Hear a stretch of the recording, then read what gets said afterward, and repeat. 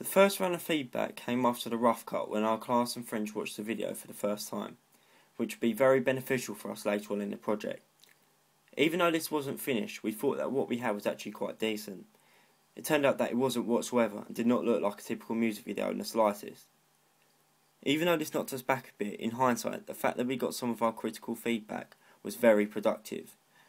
A key element that our audience liked throughout was the addition of the colour powder fight, which we then developed on when we refilmed most of the video's components as well as adding new bits in. One of these main things that was added was the performance aspect of the video. This is what ultimately in the end gave the band their identity and made the video look realistic. Some of the shots in this are the best in the overall product, and without the audience feedback from our rough cut this would not have been possible. Another thing that was mentioned was that having young actors assisted the whole young blood theme, so we decided to keep a consistent style when it came to filming this at a later date. I also feel that the feedback from the rough cut and from our teacher specifically enabled us to strive for perfection in every scene we shot, as we wanted to improve dramatically. In honesty, I think that the feedback made us pick up our act, and as you can hopefully see with our final product, this was achieved to great effect. The rough cut most definitely gave us cause for concern and allowed us to address the problems that we initially had. The leap of a few months from our rough cut to our final cut saw a period in which we literally worked so hard to make the final product something that we could be proud of. I can on heart say that when I saw the final cut, I was personally so chuffed with the result.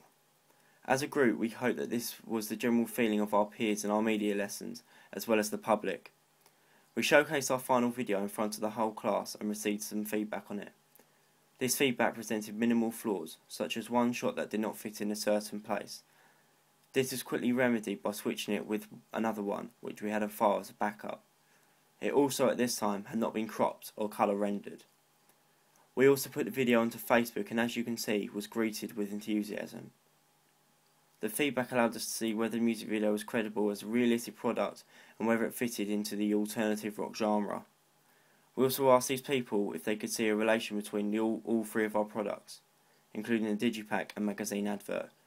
They also had the opportunity to pick from 3 designs of the digipack, and they all said the one that we picked, so we selected this as our final copy.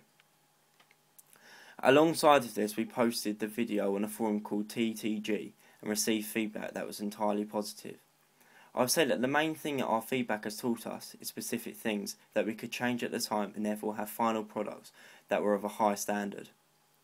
The feedback was all very constructive and we took it all on board. It also let us feel satisfied with the work we put in and allowed us to get credit for it.